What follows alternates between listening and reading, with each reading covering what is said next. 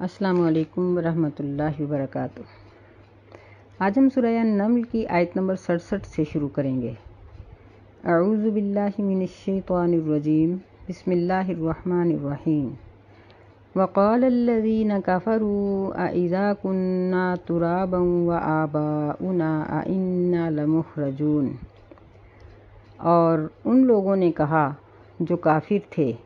یعنی کفر کرنے والے لوگوں نے کہا، کیا جب ہم ہو جائیں گے ترابن مٹی، یعنی مرنے کے بعد ریزہ ریزہ ہو جائیں گے، وآباؤنا اور ہمارے باپ دادا بھی، کیا بے شک ہم لمخرجون دوبارہ نکالے جائیں گے، یعنی قیامت کے دن اللہ تعالیٰ پھر ہمیں نکال لے گا۔ یہ نبی یہ بات کہتے ہیں، لقد وعدنا ھذا نحن وآباؤنا من قبل، البتہ تحقیق یعنی بلا شبہ وعدہ دیا گیا ہے ہمیں اور ہمارے باپ دادا کو بھی اس سے پہلے۔ ان ھذا الا اساطیر الاولین، نہیں ہیں یہ مگر پہلے لوگوں کی کہانیاں، یعنی یہ تو پہلے لوگوں کی باتیں ہیں، ان کے ساتھ بھی ایسی باتیں کی گئیں اور ہم سے بھی کی گئیں۔ تو یعنی ان کا کہنا یہ تھا کہ اب تک کوئی زندہ ہو کر تو نہیں آیا، تو ہم کیسے اٹھائے جائیں گے۔ حالانکہ ان کا یہ اعتراض غلط تھا، اللہ تعالیٰ نے تو یہ بات کہی نہیں، کسی نبی نے ان کو یہ کہا ہی نہیں کہ اس دنیا میں دوبارہ اٹھ کے کوئی آئے گا۔ یہ کہا گیا ہے کہ حشر کے دن ان کو اکٹھا کیا جائے گا، تو حشر کا دن تو ابھی آیا ہی نہیں۔ اللہ تعالیٰ فرماتے ہیں، قُلْ سِیرُوا فِی الْأَرْضِ فَانظُرُوا کَیْفَ کَانَ عَاقِبَةُ الْمُجْرِمِینَ۔ اے نبی صلی اللہ علیہ وسلم کہہ دیجئے، سیرو یعنی چلو، سفر کرو زمین میں، پس دیکھو کہ مجرموں کا انجام کیا ہوا۔ یعنی اگر یہ لوگ اللہ تعالیٰ کی اس بات پر ایمان نہیں رکھتے تو ان جیسے پہلے بھی منکرین گزرے ہیں، دیکھو کہ ان کا انجام کیا ہوا، وہی ان کا ہوگا، چاہے منکرین کسی بھی دور کے ہوں، 20ویں صدی کے ہوں یا 21ویں صدی کے یا بعد کے یا پہلے کے، جو بھی انکار کرے گا اس کا انجام وہی ہوگا جو پہلے منکرین کا ہوا۔ وَلَا تَحْزَنْ عَلَيْهِمْ وَلَا تَكُنْ فِي ضَيْقٍ مِّمَّا يَمْكُرُونَ، اور آپ ان پر غم زدہ نہ ہوں اور نہ ہی اپنے دل میں اس چیز سے تنگی محسوس کریں، ما یمکرون جو وہ مکر کرتے ہیں، یعنی ان کے مکر اور ان کی تدبیریں اللہ تعالیٰ کے علم سے باہر نہیں ہیں۔ اللہ ان کی تمام تدبیروں اور مکروں کو جانتا ہے اور ان کی تدبیروں کا توڑ اسی کے پاس ہے۔ وَيَقُولُونَ مَتَىٰ هَٰذَا الْوَعْدُ إِن كُنتُمْ صَادِقِينَ، یہ ان کا دوسرا اعتراض تھا، یعنی پہلا یہ تھا کہ جب مٹی ہو جائیں گے تو پھر اٹھائے جائیں گے، اور دوسرا پھر وہ یہ کہتے تھے کہ وَيَقُولُونَ، اور وہ کہتے ہیں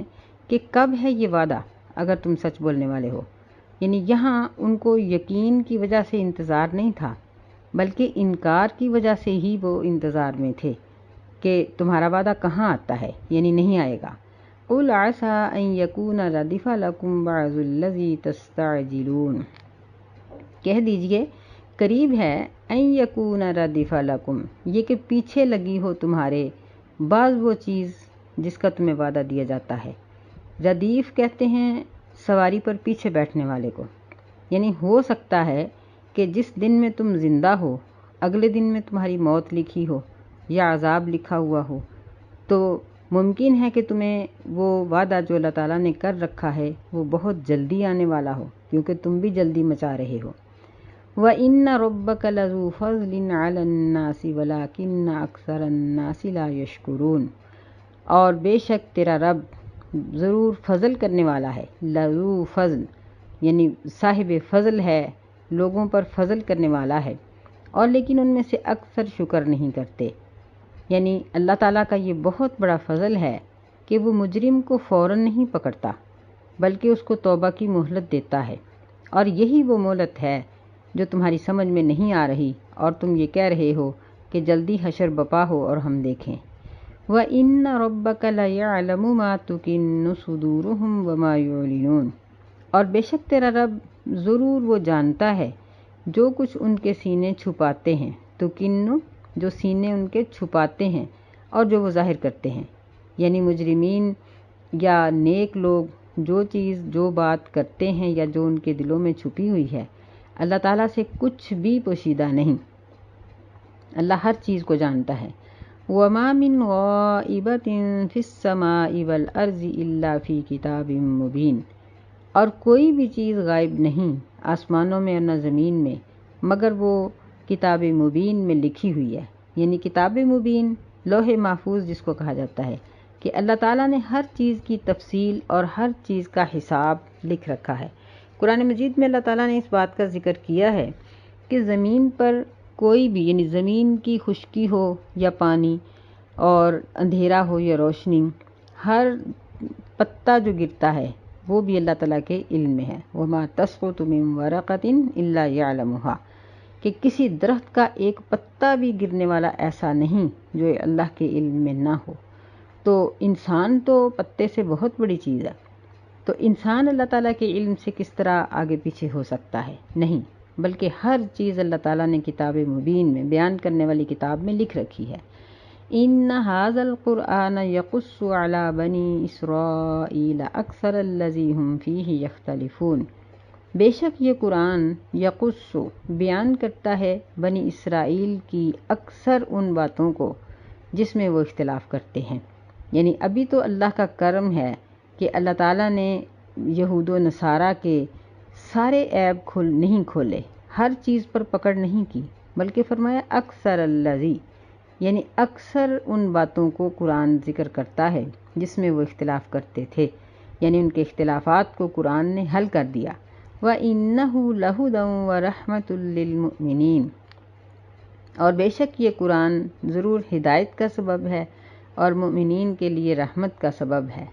إِنَّ رَبَّكَ يَقْضِي بَيْنَهُمْ بِحُكْمِهِ وَهُوَ الْعَزِيزُ الْعَلِيمُ، بے شک تیرا رب ان کے درمیان اپنے حکم کے ساتھ فیصلہ کرے گا اور وہ غالب ہے، علم رکھنے والا ہے۔ یعنی اللہ تعالیٰ کے فیصلے جو قیامت کے دن ہوں گے وہ کسی لا علمی کے ساتھ نہیں ہوں گے، بلکہ اللہ تعالیٰ اپنے پورے علم کے ساتھ فیصلہ فرمائیں گے، اور اس کا فیصلہ اس طرح نافذ ہوگا کہ کوئی بڑے سے بڑا بادشاہ بھی نہیں بچ سکے گا۔ وَهُوَ الْعَزِيزُ الْعَلِيمُ، اللہ غالب ہے کہ وہ بڑے بڑے فرعونوں کو کھینچ لائے گا اور بڑے بڑے جبار قسم کے لوگوں کو وہ جہنم رسید کر دے گا، اور اس کے حکم سے کوئی بھی نہیں بچ سکے گا۔ تو اللہ تعالیٰ کے وہ فیصلے جو قیامت کے دن انسانوں کے متعلق ہوں گے، ان کے اعمال کے متعلق ہوں گے، وہ پورے یقین کے ساتھ اور پورے علم کے ساتھ اور پورے انصاف کے ساتھ ہوں گے۔ فَتَوَكَّلْ عَلَى اللَّهِ إِنَّكَ عَلَى الْحَقِّ الْمُبِينِ، بس اللہ پر توکل کرو، بے شک آپ واضح قسم کے حق پر ہیں۔ نبی علیہ السلام نے فرمایا کہ قیامت کے دن کئی قسم کی گواہیاں انسان پر ہوں گی، کہ اس سے جب وہ گناہ کا انکار کرے گا کہ میں نے یہ گناہ نہیں کیا، اس کو اس کا نامہ اعمال دکھایا جائے گا۔ بعض ایسے ہوں گے کہ وہ پھر بھی انکار کر دیں گے، اللہ تعالیٰ زمین کے ان ٹکڑوں کو بلائیں گے جن کے اوپر اس نے وہ گناہ کیا تھا، وہ پھر بھی اس کا انکار کرے گا، پھر اس کے اوپر انسانوں میں سے گواہ لائے جائیں گے، پھر بھی نہیں مانے گا۔ اللہ تعالیٰ اس کے جسم کے حصوں کو بولنے کا حکم دیں گے اور اس کی زبان پر مہر لگا دیں گے، اور پھر اس کے جسم کے اعضاء بول کر بتائیں گے کہ ہم نے کیا کیا اور کیا نہیں کیا۔ اور ان تمام گواہیوں اور تمام طریقوں کو استعمال کرنے میں اللہ تعالیٰ مغلوب نہیں ہوں گے، اور یہ ضرورت بھی کیوں پیش آئے گی؟ اس لیے کہ اللہ کسی بھی مجرم کے اقرار کے بغیر اس کو سزا نہیں دیں گے۔ دین کا دنیا کے اوپر بھی یہی قانون ہے کہ اگر ایک مجرم ایک گناہ کرتا ہے لیکن جب تک اس کا اقرار نہیں کر لیتا اس کو سزا نہیں دی جا سکتی۔ مثلا چور کا ہاتھ کاٹنا ہے یا زانی کی سزا ہے یا بعض دیگر یعنی قتل کی سزا ہے، تو اگر مجرم بالآخر انکار کر دے کہ میرا یہ جرم نہیں ہے تو عدالت اس کو سزا نہیں دیتی۔ تو ایسے ہی اللہ تعالیٰ اس سے اقرار کروائیں گے، کیونکہ دنیا میں تو انسان نے عدالتوں کے بھی جو فیصلہ کرنے والے ہیں وہ بھی انسان ہی ہوتے ہیں، مجرم بھی انسان ہی ہوتے ہیں۔ تو قیامت کے دن تو معاملہ یہ نہیں ہوگا، قیامت کے دن فیصلہ کرنے والا اللہ ہوگا اور مجرم انسان ہوگا، اس لیے اللہ تعالیٰ ہر طریقے سے اس مجرم کو قائل کر لیں گے اور پھر اس کو اس کی سزا یا جزا دی جائے گی۔ استغفر اللہ۔ انک لا تسمع الموتى ولا تسمع الصم الدعاء اذا ولوا مدبرین، بے شک آپ مردوں کو نہیں سنا سکتے، اور ولا تسمع الصم الدعاء، اور بہرے بھی پکار کو نہیں سنتے جب وہ پیٹ پھیر کر چلے جاتے ہیں۔ تو یعنی یہ لوگ مردہ ہیں،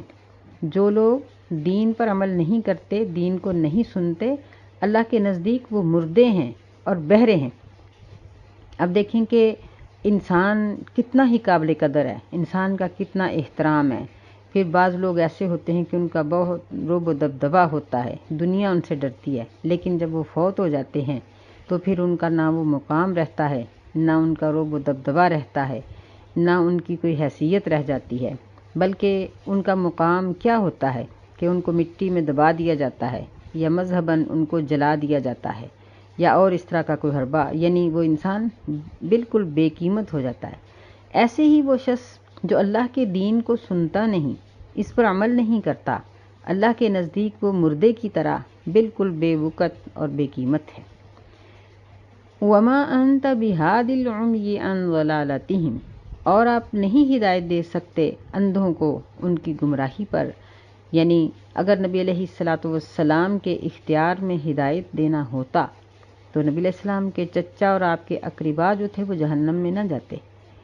نبی علیہ السلام کے بارے میں یہ بات کہنا کہ ہدایت دینا ان کے اختیار میں ہے، نبی صلی اللہ علیہ وسلم کے اختیار میں ہے، یہ آپ پر ایک الزام ہے کہ اگر ہم اس بات کا اقرار کریں کہ نبی صلی اللہ علیہ وسلم ہدایت دے سکتے تھے تو پھر آپ نے اپنوں کو جہنم میں کیوں جانے دیا، وہ لوگ مسلمان کیوں نہ ہوئے؟ تو اصل جو حقیقت ہے وہ یہی ہے کہ آپ کا کام ہے سنا دینا، اور اللہ اگر کسی کو جبراً ہدایت دینا چاہے تو وہ انسان کے دل کو پھیر سکتا ہے، لیکن کوئی انسان کسی دوسرے انسان کے دل کو نہیں پھیر سکتا۔ اسی لیے نبی صلی اللہ علیہ وسلم یہ دعا کیا کرتے تھے کہ یا مقلب القلوب ثبت قلوبنا علی دینک، یا مصرف القلوب صرف قلوبنا الی دینک۔ اس قسم کی دعائیں کیا کرتے تھے کہ اے دلوں کو پھیرنے والے، اور اللہ کب پھیرتا ہے دل؟ جب رجحان ہوتا ہے، جب انسان نیکی کی طرف آنا چاہتا ہے تو اللہ تعالیٰ پھر اس کو توفیق دے دیتے ہیں۔ فرمایا ان تسمع الا من یؤمن بآیاتنا فہم مسلمون، آپ نہیں سنا سکتے مگر اسی شخص کو یؤمن جو ایمان لے آتا ہے، جو یقین کر لیتا ہے ہماری آیات کا، بس وہی مسلمان ہونے والے ہوتے ہیں۔ یعنی جب کسی دل کے اندر دین کی محبت اور اس کی روشنی پیدا ہوتی ہے تو اللہ تعالیٰ اس ایک دین کی ایک چنگاڑی نما روشنی کو اللہ تعالیٰ ایک مشعل بنا دیتے ہیں، اور وہ انسان اندر سے اور باہر سے روشن ہو جاتا ہے۔ لیکن اگر ایک انسان اپنے دل میں دین کی محبت رکھتا ہی نہیں تو اللہ اس کو جبراً ہدایت نہیں دیتے۔ وَإِذَا وَقَعَ الْقَوْلُ عَلَيْهِمْ أَخْرَجْنَا لَهُمْ دَابَّةً مِّنَ الْأَرْضِ، اور جب ان پر اللہ تعالیٰ کا حکم واقع ہو جائے گا، یعنی قیامت قریب آ جائے گی، اخرجنا لہم دابۃ من الارض، تو ہم ان کے لیے زمین سے ایک چارپایا نکالیں گے، تکلمہم جو ان سے کلام کرے گا، باتیں کرے گا، ان الناس کانوا بآیاتنا لا یوقنون، اور وہ بتائے گا لوگوں کو کہ ان الناس کانوا، کہ بے شک لوگ ہماری آیتوں پر یقین نہیں رکھتے تھے۔ یہ قیامت کی بڑی بڑی نشانیوں میں سے ایک نشانی ہوگی جس کے بارے میں نبی صلی اللہ علیہ وسلم نے فرمایا کہ ان کے اوپر یعنی ایسا ایک جانور نکالا جائے گا جو ان کے خلاف گواہی دے گا۔ اب اس کے بارے میں یہ کہنا کہ وہ اتنا لمبا ہوگا، اتنا چھوٹا ہوگا، ایسا ہوگا، ویسا ہوگا، یہ سب چیزیں قرآن اور حدیث سے ثابت نہیں ہیں۔ بس قرآن حدیث میں صرف یہی بات بتائی گئی ہے کہ قرب قیامت جو بڑی بڑی نشانیاں ہیں ان میں سے ایک بہت بڑی نشانی یہ ہوگی کہ ایک ایسا جانور نکلے گا جو ان کو اس بات کی خبر دے گا کہ لوگ ہماری آیات کے اوپر یقین نہیں کرتے تھے بلکہ وہ ہماری آیات کا انکار کیا کرتے تھے۔ آپ نے فرمایا ان اول الآیات خروجن، کہ قیامت کے قریب جو بڑی بڑی نشانیاں نکلیں گی ان میں سے ایک بہت بڑی نشانی یہ ہوگی کہ سورج اپنے مغرب کی طرف سے طلوع ہوگا۔ پھر اس حدیث میں فرمایا کہ وہ فروج الدابہ، ایک چارپایا نکلے گا لوگوں پر ضحیٰ کے وقت میں، اور جب وہ نکلے گا تو وہ یعنی جن جن لوگوں کے پاس سے گزرے گا ان کے بارے میں یہ ذکر کرے گا کہ یہ کون لوگ ہیں، یہ مسلمان ہیں یا غیر مسلم ہیں۔ اسی طرح نبی صلی اللہ علیہ وسلم نے فرمایا ایک اور حدیث میں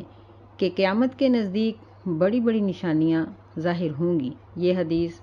حذیفہ بن اسید غفاری رضی اللہ تعالی عنہ کی بیان کی ہوئی ہے کہ آپ نے فرمایا کہ انہا لن تقوم حتی ترون قبلہا 10 آیات، کہ قیامت کے واقعہ ہونے سے پہلے تم 10 نشانیاں دیکھو گے، یعنی قیامت ان 10 نشانیوں سے پہلے واقع نہیں ہوگی۔ پھر آپ نے ذکر کیا کہ قیامت سے پہلے ایک ایسا دھواں نکلے گا جو زمین کو ڈھانپ لے گا، پھر دجال کا نکلنا، پھر دابہ یعنی اس چارپائے کا نکلنا، نمبر 4 سورج کا مغرب سے طلوع ہونا، نمبر 5 عیسیٰ بن مریم علیہ السلام کا نازل ہونا، نمبر 6 یاجوج اور ماجوج کا ظاہر ہونا، نمبر 7 3 قسم کا خسف ہوگا، یعنی لوگ زمین میں دھنس جائیں گے۔ ایک خسف مشرق کی جانب ہوگا اور ایک خسف مغرب کی جانب ہوگا اور ایک خسف یہ جزیرہ عرب کے اندر ہوگا۔ پھر آپ نے فرمایا کہ وآخر ذالک نار تخرج من الیمن، کہ سب سے آخر پر ایک ایسی آگ نکلے گی جو لوگوں کو یمن سے وہ نکلے گی اور لوگوں کو ان کے محشر کی طرف ہانک کر لے جائے گی۔ یعنی نبی صلی اللہ علیہ وسلم کی یہ حدیث کئی سندوں سے موجود ہے اور ان میں یہی ذکر کیا گیا ہے کہ ان 10 نشانیوں سے پہلے قیامت قائم نہیں ہوگی۔ اور ان کی یہاں ایک بات یاد رکھنے کی ہے کہ اس حدیث میں ان نشانیوں کی جو ترتیب ہے وہ اس ترتیب سے نہیں ہے، بلکہ صرف ان 10 نشانیوں کو اس حدیث میں اکٹھا کیا گیا ہے، کیونکہ ترتیب کے لحاظ سے بعض دوسری احادیث میں ہمیں اور طرح سے ان کی ترتیب ملتی ہے، تو اس حدیث میں صرف یہ بات ذکر کی گئی ہے کہ یہ 10 نشانیاں اس سے پہلے نکلیں گی۔ پھر یہ ہے کہ قیامت کے ظاہر ہونے سے پہلے بڑے بڑے عجیب کام ہوں گے،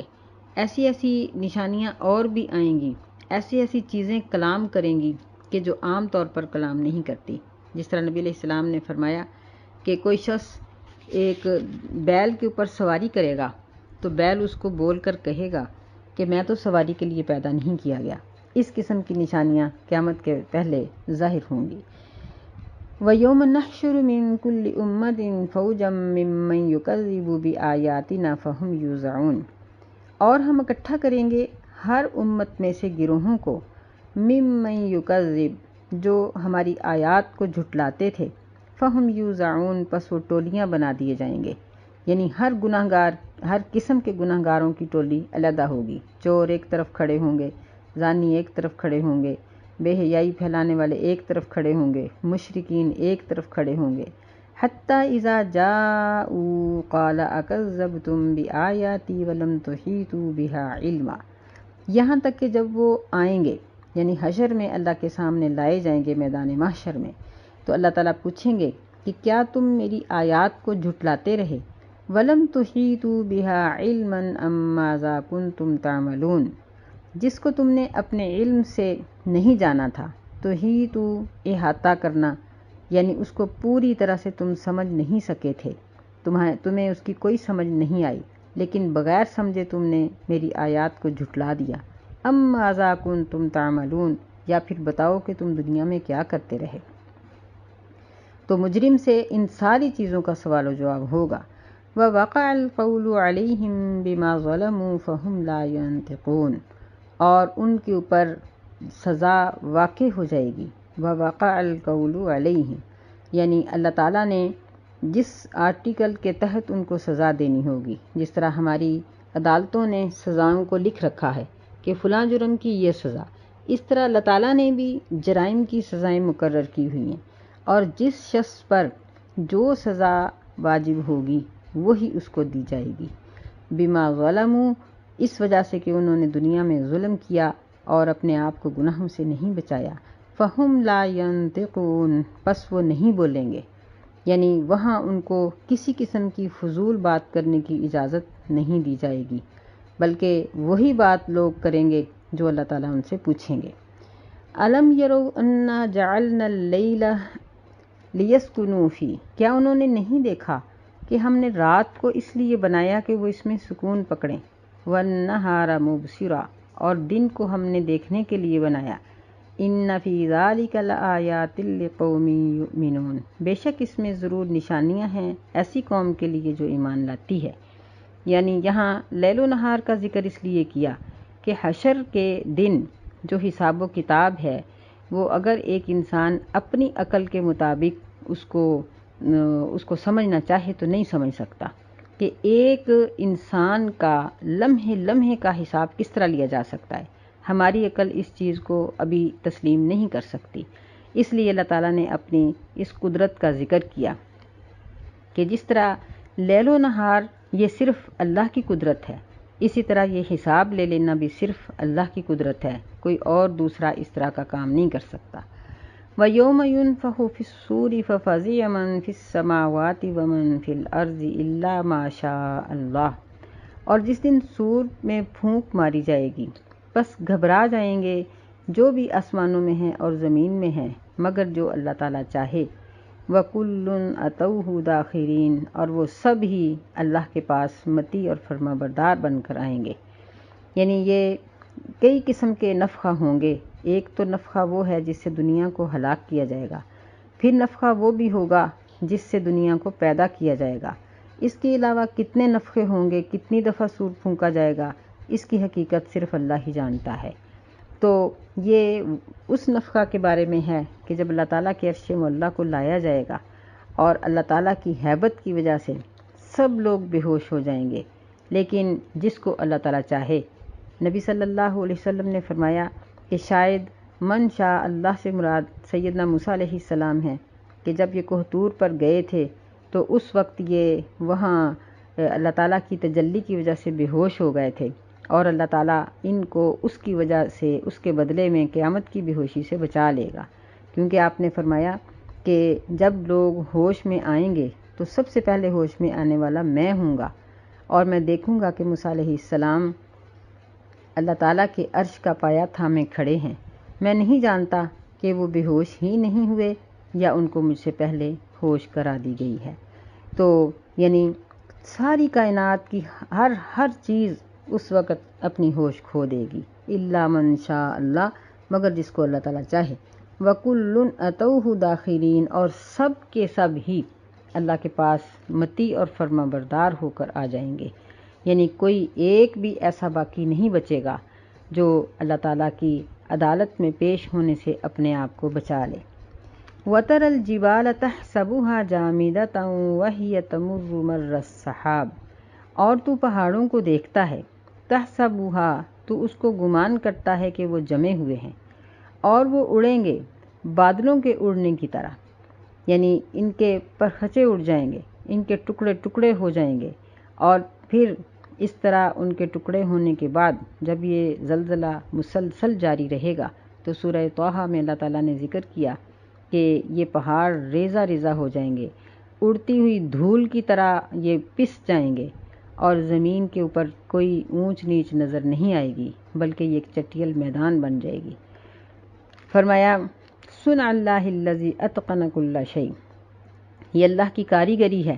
جس نے ہر چیز کو پیدا کیا، انہ خبیر بما تفعلون، بے شک وہ اس چیز سے باخبر ہے جو تم کرتے ہو۔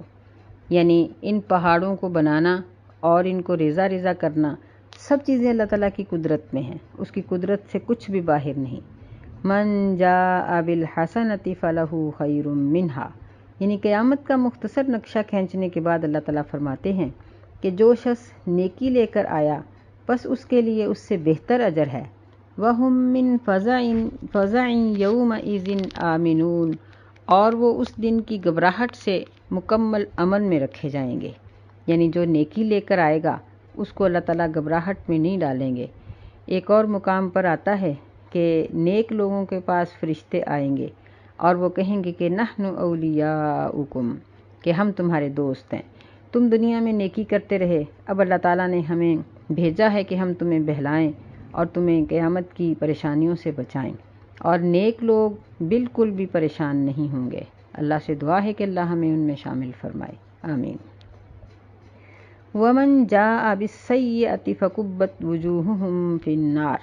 اور جو برائی لے کر آئے گا بس وہ الٹے منہ گرا دیا جائے گا جہنم میں۔ هَلْ تُجْزَوْنَ إِلَّا مَا كُنتُمْ تَعْمَلُونَ، تم نہیں بدلہ دیے جاتے ہو مگر اسی چیز کا جو تم عمل کرتے تھے۔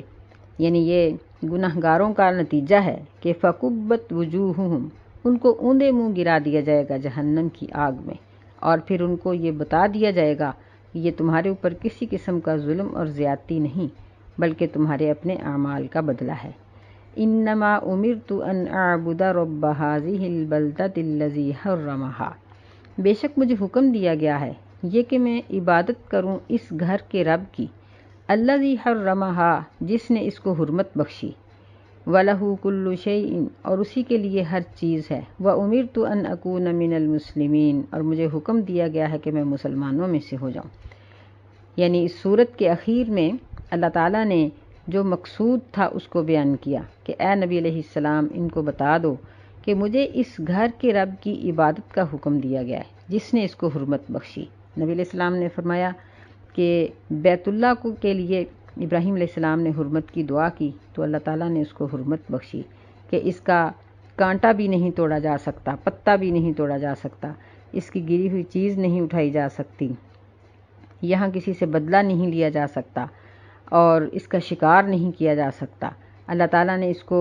عمرہ کرنے والوں کے لیے، حج کرنے والوں کے لیے، عبادت کرنے والوں کے لیے محترم بنا دیا ہے۔ تو فرمایا کہ جس نے اس کو حرمت بخشی ہے اور ساری دنیا اس کی حرمت کو مانتی ہے، اسی رب کا مجھے حکم ہے کہ میں سب سے پہلے اسلام لانے والوں میں سے ہو جاؤں۔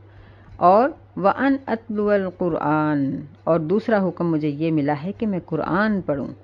اس سے پتہ چلتا ہے کہ ہدایت کا سرچشمہ قرآن ہے۔ فَمَنِ اهْتَدَىٰ فَإِنَّمَا يَهْتَدِي لِنَفْسِهِ، پس جو شخص ہدایت پاتا ہے بس بے شک اس کی ہدایت کا ثواب اس کے نفس کے لیے ہے۔ وَمَنْ ضَلَّ فَقُلْ إِنَّمَا أَنَا مِنَ الْمُنذِرِينَ، اور جو شخص گمراہی اختیار کرتا ہے بس اس کو کہہ دیجئے کہ بے شک میں تو ڈرانے والوں میں سے ہوں، یعنی میرا کام تو ڈرانا ہے، اگر تم نہیں ڈرتے ہو تو تمہارا اپنا نقصان ہے، میرا نہیں ہے۔ تو یہاں ہدایت حاصل کرنے کے لیے اللہ تعالیٰ کی عبادت اور قرآن کی تلاوت، اور یعنی سمجھ کر تلاوت کرنا، یہ دو چیزیں، یعنی قرآن اور اللہ کی وحدانیت، یہ دو چیزیں بتائی گئی ہیں۔ اور یہ بات یاد رکھنے کی ہے کہ ہم قرآن مجید کو حدیث کے بغیر نہیں سمجھ سکتے۔ جب تک ہم حدیث نہیں پڑھیں گے ہمیں قرآن مجید کے احکامات کی سمجھ نہیں آ سکتی۔ تو اس لیے یہ چیزیں ہیں ہدایت کا سرچشمہ۔ وَقُلِ الْحَمْدُ لِلَّهِ سَيُرِيكُمْ آيَاتِهِ فَتَعْرِفُونَهَا، اور کہہ دیجئے کہ سب تعریف اللہ کے لیے ہے، ان قریب وہ تمہیں دکھائے گا اپنی نشانیاں، بس تم اس کو پہچان لو گے۔ یعنی اللہ تعالیٰ نے دین کو نازل کیا تو اس کی مضبوطی اور اس کا پھیل جانا اور اس کا متمکن ہونا اور مسلمانوں کی حکومت اور دور دراز تک لوگوں کا اسلام سے مرعوب ہونا، یہ سب چیزیں تم بہت جلدی دیکھ لو گے۔ پھر ایسے ہی ہوا کہ تھوڑے ہی عرصے میں مسلمانوں نے کیسر و کسریٰ تک کو فتح کر لیا۔ وَمَا رَبُّكَ بِغَافِلٍ عَمَّا تَعْمَلُونَ، اور تیرا رب اس چیز سے غافل نہیں ہے جو تم عمل کرتے ہو۔ تو اللہ تعالیٰ نے اس صورت میں مختلف انبیاء کے واقعات سنائے جن میں دولت مند بھی تھے، یعنی سلیمان علیہ السلام، داؤد علیہ السلام، یہ بڑے بڑے بادشاہ تھے، اور قوم لوط جیسی قوموں کی خبر بھی سنائی، اور بالآخر ہمیں یہ حکم دیا کہ اگر اللہ سے اس کا اپنے اعمال کا اچھا بدلہ لینا چاہتے ہو اور اس کی سزا سے بچنا چاہتے ہو تو اس کا صرف ایک ہی رستہ ہے، اور وہ یہ ہے کہ بندہ دین پر عمل کرے۔ اللہ تعالی ہمیں دین کو سمجھنے کی اور اس پر عمل کرنے کی توفیق عطا فرمائے، آمین۔ السلام علیکم ورحمۃ اللہ وبرکاتہ۔